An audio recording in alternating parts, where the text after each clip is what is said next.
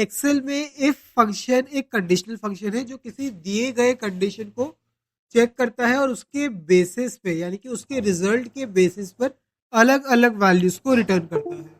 ये decision making के लिए काफी यूजफुल होता है, जिसमें किसी सेल की वैल्यू के अकॉर्डिंग अलग अलग आउटपुट दिए जा सकते हैं। अगर कंडीशन ट्रू होती है तो एक्सेल एक स्पेसिफिक वैल्यू को रिटर्न करता है, और अगर कंडीशन फॉल्स होती है तो भी एक्सेल एक दूसरी स्पेसिफिक वैल्यू को डिलीवर करता है। ये फंक्शन कॉमनली यूज होता है डेटा कैटेगराइजेशन में, ऑटोमेटिक कैलकुलेशन में और एरर हैंडलिंग में। इफ फंक्शन को दूसरे लॉजिकल फंक्शन के साथ कंबाइन करके कॉम्प्लेक्स कंडीशन भी इंप्लीमेंट की जा सकती है, जैसे कि एंड और या फिर नेस्टेड इफ का यूज करके आप मल्टीपल कंडीशंस को भी चेक कर सकते हैं।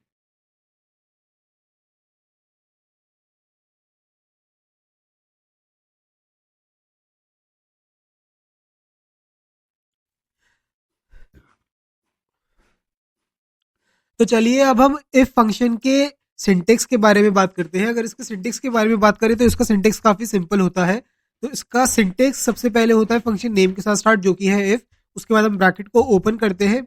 इसके बाद ब्रैकेट को ओपन करने के बाद हमारे पास जो पहला आर्ग्यूमेंट होता है वो होता है लॉजिकल टेस्ट।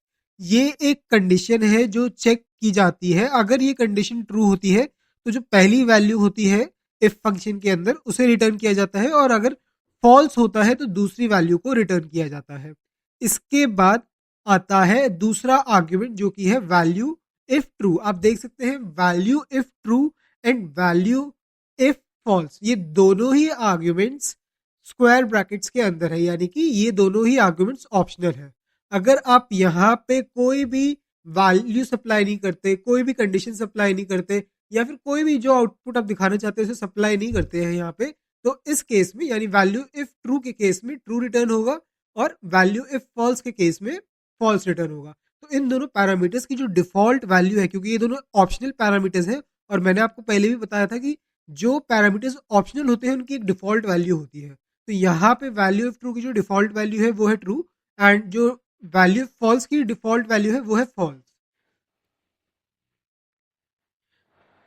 तो चलिए अब वैल्यू ऑफ ट्रू के बारे में बात करते हैं। अगर आपने जो कंडीशन यानी कि जो लॉजिकल एक्सप्रेशन आपने मेंशन किया है वो ट्रू होता है, तो जो रिजल्ट आपको चाहिए वो आप यहाँ पे डिफाइन कर सकते हैं, और आपका आउटपुट भी वो रिजल्ट होगा जो आप यहाँ पे मेंशन करेंगे।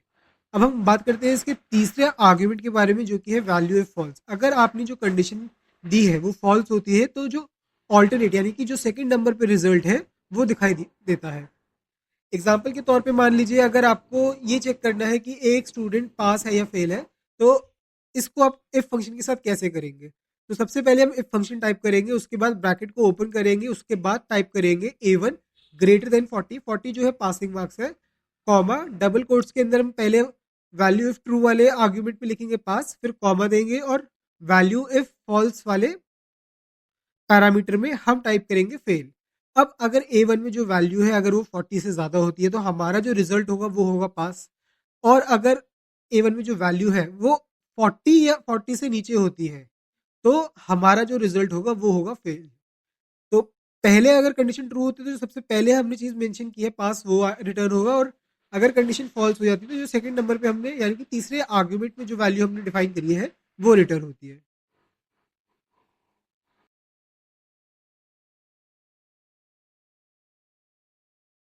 तो चलिए इफ फंक्शन को हम एक एग्जाम्पल की मदद से समझते हैं। तो यहाँ पे हमारे पास एक डेटा सेट है जिसके पहले कॉलम में हमारे पास प्रोडक्ट का नाम है, और दूसरे कॉलम में प्रोडक्ट्स को सेल करके हमने कितना प्रॉफिट या फिर कितना लॉस उठाया है वो चीज़ यहाँ पे दी हुई है। तो जहाँ पे वैल्यू जीरो से ऊपर है वहाँ पे हमने प्रॉफिट कमाया है, और जहाँ पे वैल्यू जीरो से कम है वहाँ पे हमने लॉस उठाया है। हमें इस डेटा सेट के तीसरे कॉलम में, जो कि येलो कलर में कलर्ड है, यहाँ पे इस्टेब्लिश करना है कि किस प्रोडक्ट को बेच के हमने प्रॉफिट कमाया है और किस प्रोडक्ट को बेच के हमने लॉस उठाया है।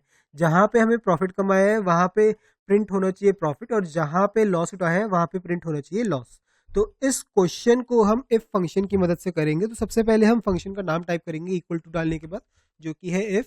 उसके बाद ब्रैकेट को ओपन करेंगे। ब्रैकेट को ओपन करने के बाद इफ फंक्शन के सबसे पहले आर्गुमेंट में हम वो लॉजिकल एक्सप्रेशन चेक करेंगे जो ये चेक करेगा कि हमने प्रोडक्ट पे लॉस उठाया है कि प्रॉफिट। तो यहाँ पे हम जो लॉजिकल एक्सप्रेशन टाइप करेंगे वो होगा the value in D60 is greater than 0, comma देके इसके सेकंड आर्गुमेंट की तरफ बढ़ेंगे जो कि है वैल्यू इफ ट्रू। तो लॉजिकल टेस्ट में हमने डाला है if the value in cell D60 is greater than 0 then type print. अब प्रिंट एक टेक्स्ट डेटा टाइप को बिलोंग करता है, तो इसलिए हम सॉरी प्रॉफिट एक टेक्स्ट डेटा टाइप को बिलोंग करता है, तो यहाँ पे हम टाइप करेंगे प्रॉफिट और इसको डबल कोट्स के अंदर हम इनक्लोज करेंगे। अगर यहाँ पे वैल्यू इफ ट्रू में अगर मेरे को कोई न्यूमेरिकल वैल्यू डालनी होती या फिर किसी रेंज नेम्ड रेंज का रेफरेंस देना होता, तो उस केस में मैं यहाँ पे डबल कोट्स का यूज नहीं करता, लेकिन हमको यहाँ पे टेक्स्ट प्रिंट करना है तो हमें डबल कोट्स का यूज करना होगा। इसके बाद कॉमा दूंगा, और अगर ये कंडीशन ट्रू नहीं होती कि the value in D60 is greater than 0, तो उस केस में जो हमारा तीसरा आर्ग्यूमेंट है आपको उसको प्रिंट करना होगा, यानी कि वैल्यू इफ फॉल्स को प्रिंट करना होगा। और यहाँ पे हम टाइप करेंगे लॉस, यहाँ पे हम टाइप करेंगे लॉस और उसके बाद ब्रैकेट को बंद करके एंटर हिट करेंगे और इस फॉर्मूले को बाकी के सेल्स में भी इस तरीके से पेस्ट कर देंगे। तो आप देख सकते हैं हमने प्रोडक्ट बी में लॉस उठाया है क्योंकि यहाँ पे -$37 है, और बाकी सारे प्रोडक्ट्स पे हमने प्रॉफिट कमाया, यानी कि बाकी सारे प्रोडक्ट्स में जो भी वैल्यू है वो 0 से ज़्यादा है।